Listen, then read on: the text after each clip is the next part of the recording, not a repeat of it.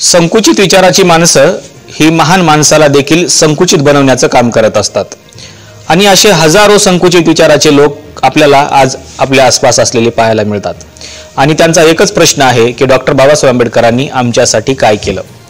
खरं तर हे संकुचित विचाराचे लोक जे आहेत हे अज्ञानातून असे स्टेटमेंट करत असतात आणि ते सातत्यानं याचाच भडीमार करतात, पण ते वाचून बघत नाहीत की आपल्यासाठी नेमकं काय केलेलं आहे। बाबासाहेब आंबेडकरांवरती सुरुवातीच्या काळामध्ये देखील हाच आरोप झालेला होता की बाबासाहेब आंबेडकर हे फक्त महारांचे पुढारी आहेत, अशी कोल्हेकुई तत्कालीन परिस्थितीमध्ये देखील सुरू होती।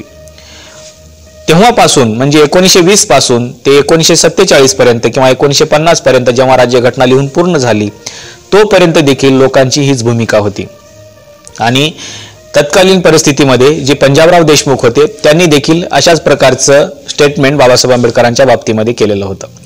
ते म्हणाले होते की बाबासाहेब आंबेडकरांनी माझ्या समाजासाठी काहीही केलेलं नाही किंवा शेतकरी समाजासाठी काहीही केलेलं नाही। पण ज्या वेळेस पंजाबराव देशमुखांना याची सत्यता समजली त्यावेळेस त्यांनी बाबासाहेब आंबेडकरांकडे खंत देखील व्यक्त केली की बाबासाहेब आंबेडकरांच्या बाबतीमध्ये मी जे स्टेटमेंट केलेलं होतं ते चुकीचं ठरलं आणि म्हणून त्यांनी खंत व्यक्त केली। पण आजच्या परिस्थितीमध्ये देखील बाबासाहेब आंबेडकरांच्या बाबतीमध्ये पूर्ण अभ्यास करून स्टेटमेंट कोणी करताना आपल्याला पाहायला मिळत नाही। डायरेक्टली स्टेटमेंट केलं जातं की आमच्यासाठी त्यांनी काहीही केलं नाही आणि अशीच अवस्था बाबासाहेब आंबेडकरांच्या चळवळीच्या कालखंडामध्ये देखील बाबासाहेब आंबेडकरांच्या बाबतीमध्ये होती। बाबासाहेब आंबेडकरांवरती अनेक आरोप केले जायचे की बाबासाहेब आंबेडकर हे फक्त महारांचे पुढारी आहेत, ते त्यांच्यासाठीच काही योजना आणतात, पण बाबासाहेब आंबेडकरांनी असा कधीही विचार केलेला नाही। सुरुवातीच्या कालखंडामध्ये बाबासाहेब आंबेडकरांवरती अस्पृश्य समाजामधल्याच अनेकांचा आरोप होता की बाबासाहेब आंबेडकर हे फक्त महारांचे पुढारी आहेत। आजही तसा आरोप अनेक जण करतात, पण वास्तवामध्ये तसं नाहीये। डॉक्टर बाबासाहेब आंबेडकरांनी जे काही केलं, जे काही सरकारकडून सवलती मिळवल्या त्या सवलती या सर्व समाजासाठी सारख्याच प्रमाणामध्ये मिळवल्या।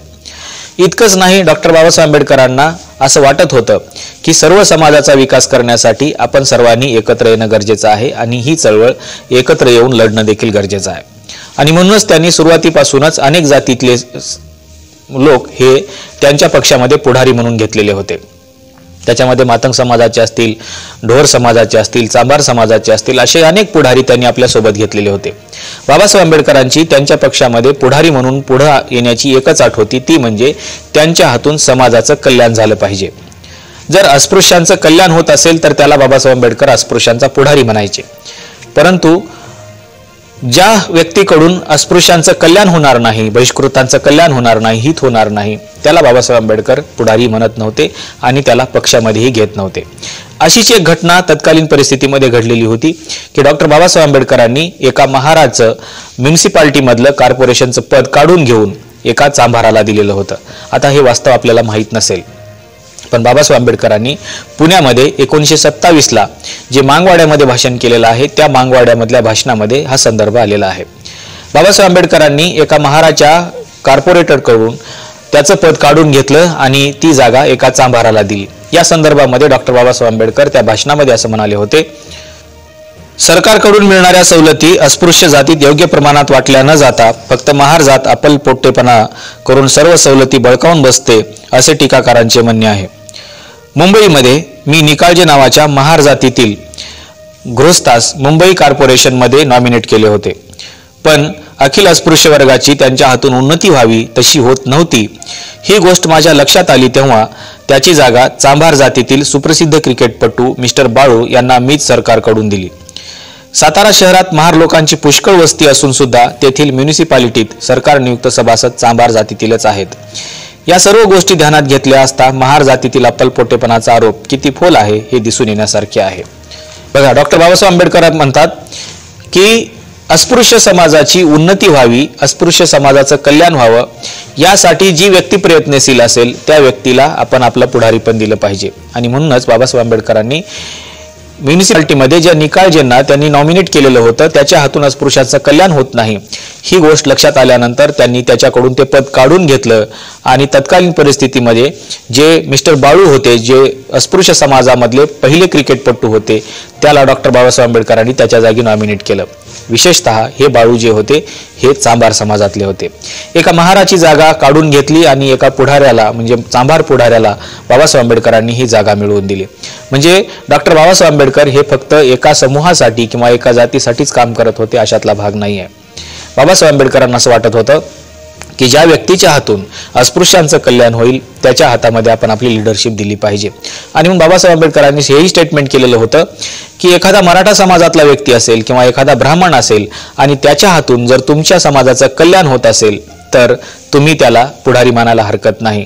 म्हणजे बाबासाहेब आंबेडकरांची विचारधारा एवढी ब्रॉड होती की बाबासाहेब आंबेडकरांना फक्त एकच अपेक्षा होती की ह्या राष्ट्राचा विकास व्हावा, या देशाचा विकास व्हावा, त्याचबरोबर इथल्या अस्पृश्यांचा देखील विकास व्हावा.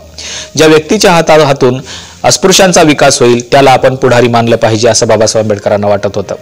पण ज्याच्या हातून विकासच होत नसेल तर त्याला घरी बसवलं पाहिजे. आणि तीच भूमिका घेऊन बाबासाहेब आंबेडकरांनी निकाळजे यांची जागा काढून घेतली. हालाकी निकाळजे हे महार होते पण बाबासाहेब आंबेडकरांनी त्यांची जागा काढून घेतली आणि तत्कालीन परिस्थितीमध्ये जे बाळू होते, जे क्रिकेटपटू होते, त्यांना ही जागा त्यांनी दिली. म्हणजे एका महाराची जागा काढून बाबासाहेब आंबेडकरांनी एका चांभाराला दिली. याचाच अर्थ बाबासाहेब आंबेडकर कुठल्याही जातीपातीचा विचार करत नव्हते. बाबासाहेब आंबेडकरांच्या डोक्यामध्ये एकच सातत्याने विचार होता, तो म्हणजे की अस्पृश्य समाजाचं कल्याण झालं पाहिजे, अस्पृश्य समाजाचा उद्धार झाला पाहिजे. परंतु आजकाल परिस्थिती अशी निर्माण झालेली आहे की बाबासाहेब आंबेडकरांनी फक्त महारांसाठीच केलं, बाबासाहेब आंबेडकरांनी फक्त बौद्धांसाठीच केलं असं बोलणारे अनेक लोक तुम्हाला व्हॉट्सअप आणि फेसबुकच्या विद्यापीठामध्ये अनेक सापडतील. अनेक लोक त्याच्यावरती लिहित आहेत की त्या अप्पलपोटेपणामुळे त्यांनी जागा मिळवल्या असं झालं. परंतु तसं नाही आहे. डॉक्टर बाबासाहेब आंबेडकरांच्या कालखंडापासून सुरुवातीपासूनच बाबासाहेब आंबेडकरांनी अस्पृश्य हा एक वर्ग गृहीत धरलेला होता. बाबासाहेब आंबेडकरांच्या डोक्यामध्ये कोणत्याही प्रकारची जात नव्हती किंवा बाबासाहेब आंबेडकर कुठल्याही प्रकारचा जातीय भेदभाव करत नव्हते. आणि म्हणूनच त्यांनी अनेक वेळेस असं झालेलं आहे की जिथं जिथं ज्या जातीतील योग्य व्यक्ती बाबासाहेब आंबेडकरांना वाटत होता तिथं तिथं बाबासाहेब आंबेडकरांनी त्या योग्य व्यक्तीला दिलेला आहे. त्याची कोणतीही जात त्यांनी बघितलेली नाही. आणि म्हणूनच अनेक वेळेस आपल्याला असं दिसतं की बाबासाहेब आंबेडकरांच्या चळवळीमध्ये तत्कालीन परिस्थितीमध्ये महार समाजाचे तर लोक होतेच होते, पण चांभार असतील, मातंग असतील, ढोर असतील, असे अनेक समूहामधले लोक बाबासाहेब आंबेडकरांच्या सोबत होते. इतकेच नाही तर अनेक मराठा पुढारी देखील बाबासाहेब आंबेडकरांच्या सोबत होते. त्याचबरोबर अनेक ब्राह्मण देखील बाबासाहेब आंबेडकरांच्या चळवळीमध्ये त्यांच्यासोबत सहकारी म्हणून राहिलेले आहेत. कारण बाबासाहेब आंबेडकरांच्या डोक्यामध्ये फक्त एकच होतं की अस्पृश्यांचा उद्धार जो करेल तोच आमचा नेता असेल. हालाकी फक्त मतदानापुरता आपला वापर होऊ नये यासाठी देखील बाबासाहेब आंबेडकर विचार करत होते आणि म्हणत होते की केवळ मतदानासाठी तुमचा वापर करणारे लोक अनेक आहेत, त्यांचे बगलबच्चे होऊन तुम्ही राहू नका. अस्पृश्यांचा उद्धार कशामध्ये आहे आणि तो कोण करतो त्यालाच तुमचा पुढारी माना. आजच्या व्हिडिओमध्ये इथंच थांबूया. या व्हिडिओला लाईक करा, शेअर करा आणि सबस्क्राईब करा. धन्यवाद. जय भीम.